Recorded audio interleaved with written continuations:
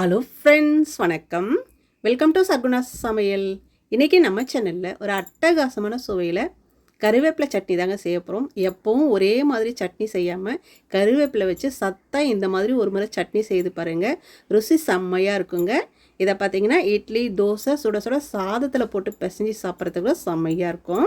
இதை எப்படி செய்யுதுன்னு பார்க்கலாம். நம்ம சேனலை இப்போ தான் முதல் முறையாக பார்க்குறீங்கன்னா சப்ஸ்கிரைப் பண்ணிக்கோங்க. இப்போ வாங்க சட்னி எப்படி செய்யுதுன்னு பார்க்கலாம். இந்த சட்னி செய்கிறதுக்கு அடுப்பை பற்ற வச்சுட்டு ஒரு கடாய் வச்சுக்கோங்க. அதில் 2 டேபிள் ஸ்பூன் எண்ணெய் ஊற்றிக்கலாம். இந்த எண்ணெயில் இந்த மிளகாயை வறுத்துட்டு செய்யும்போது சட்னியோட டேஸ்ட் வந்து ரொம்ப நல்லா இருக்குங்க. நான் ஒரு 6 காஷ்மீரி மிளகாய் எடுத்துக்கிறேன். இது காரம் ரொம்ப குறைவாக இருக்கும், ஆனால் கலர்ஃபுல்லாக இருக்கும். இதுக்கு பதிலாக நீங்கள் நாட்டு மிளகாய் இருந்தால் கூட உங்கள் காரத்துக்கு தகுந்த மாதிரி சேர்த்து நல்லா வாசனை வர வரையும் வறுத்துட்டு எடுத்து வச்சுக்கலாம். இப்போ பாருங்கள், நல்லா வறுப்பட்டு இந்த மிளகாய் நல்லா வாசனை வந்துருச்சு. இப்போ இது ஒரு தட்டில் நம்ம எடுத்து வச்சுக்கலாம். எடுத்து வச்சுட்டு அதே எண்ணெயில் 1 டேபிள் ஸ்பூன் உளுந்தம்பருப்பு சேர்த்துக்கலாங்க. இந்த உளுந்தம்பருப்பு பார்த்திங்கன்னா ரொம்ப வறுப்படக்கூடாது, ஒரு 1/4 பாகம் வறுப்படுறவள வறுத்து எடுத்துக்கலாம். மீதம் வந்து மற்ற பொருட்களெல்லாம் சேர்த்து வறுக்கும்போது நல்லா வறுப்பட்டுக்கும். இந்த அளவுக்கு வறுப்பட்டதும் ஒரு 10லிருந்து 12 பல் பூண்டு சேர்த்துக்கலாங்க. கூடவே ஒரு 2 டேபிள் ஸ்பூன் பச்சை வேர்க்கடலை சேர்த்துக்கிறேங்க. பச்சை வேர்க்கடலை சேர்க்குறதா இருந்தால் இந்த டைமில் சேர்த்துக்கணும். வறுத்த வேர்க்கடலை சேர்க்குறதா இருந்தால் நான் எந்த டைமில் சேர்க்கணும்னு சொல்கிறேன். அது வரையும் வீடியோவை ஸ்கிப் பண்ணாமல் பாருங்கள்.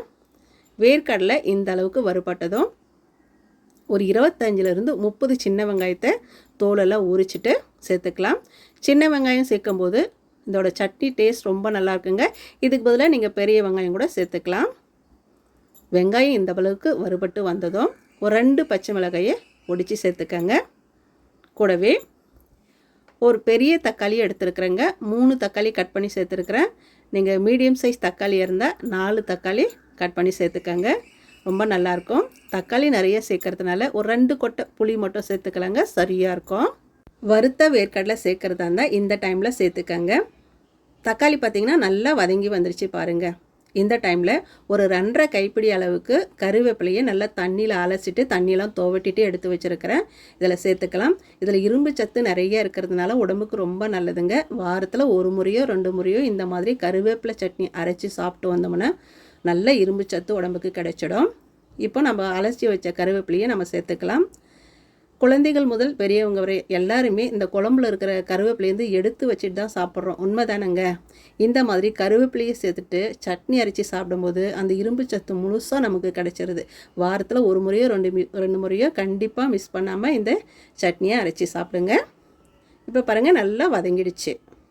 கருவேப்பிலையை சேர்த்துட்டு ஒரு 2-3 நிமிஷத்துக்கு இந்த அளவுக்கு தொக்கு மாதிரி வர்ற வரையும் நல்லா வதக்கிக்கலாங்க.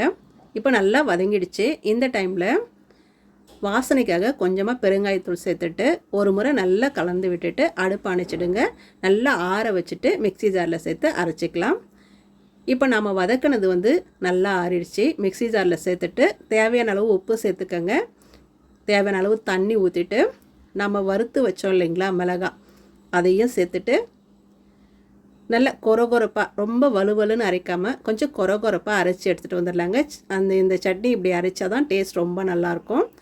பாருங்கள், இந்த அளவுக்கு கொரகொரப்பாக அரைச்சி எடுத்துக்கலாங்க. இதை அப்படியே ஒரு மிக்சிங் பவுலுக்கு நம்ம மாற்றிக்கலாம். ஒரு முறை இந்த மாதிரி சட்னி அரைச்சி பாருங்களேன். நீங்கள் சட்னி செய்யும் போதெல்லாம் கருவேப்பிலை இருந்தால் இந்த சட்னி தான் செய்வீங்க. அந்த அளவுக்கு ருசி செம்மையாக இருக்கும். இப்போ மிக்ஸி ஜாரில் ஒரு டம்ளர் தண்ணி ஊற்றி நல்லா அலசிட்டு சேர்த்துக்கலாங்க. சேர்த்துட்டு அப்படியே நல்லா கலந்து விட்டுருங்க. உங்களுக்கு தண்ணியாக வேணும்னா இன்னும் கூட தண்ணி ஊற்றிட்டு நல்லா தண்ணியாக வச்சுக்கலாம். அதுக்கு தகுந்த மாதிரி நீங்கள் உப்பு அட்ஜஸ்ட் பண்ணி சேர்த்துக்கணுங்க. நான் இந்த அளவுக்கு கெட்டியாக வச்சுக்கிறேன். இதுக்கு ஒரு தாளிப்பு போட்டுடலாம், சூப்பராக இருக்கும். ஒரு தாளிப்பு கரண்டியில் எண்ணெய், கடுகு, சீரகம், உளுந்து, கருவேப்பிலை சேர்த்துட்டு தாளித்து கொட்டிடுங்க.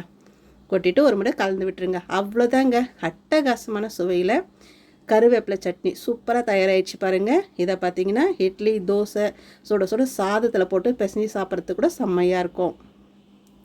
சுட சுட 4 இட்லி வச்சுட்டு 2 கரண்டி சட்னி வச்சுட்டு இட்லியை பிச்சு சாப்பிட்டு பாருங்களேன். 4 இட்லி பத்துமா என்ன? இந்த சட்னியோட ருசிக்கு 10 இட்லி கூட சாப்பிடுவாங்க. அந்த அளவுக்கு ருசி செம்மையாக இருக்கும். சத்தான இந்த சட்னியை வாரத்தில் ஒரு முறையோ 2 முறையோ கண்டிப்பாக மிஸ் பண்ணாமல் செய்து சாப்பிடுங்க. இதே மாதிரி நீங்களும் செய்து பாருங்கள். செய்து பார்த்துட்டு எப்படி வந்ததுன்னு கமெண்ட்டில் சொல்லுங்கள். இந்த வீடியோ பிடிச்சதுன்னா சர்குணா சமையலுக்கு சப்ஸ்கிரைப் பண்ணுங்கள், லைக் பண்ணுங்கள், கமெண்ட் பண்ணுங்கள். மறக்காமல் உங்கள் தெரிஞ்சவங்களுக்கு நிறைய ஷேர் பண்ணுங்கள். நன்றி, வணக்கம்.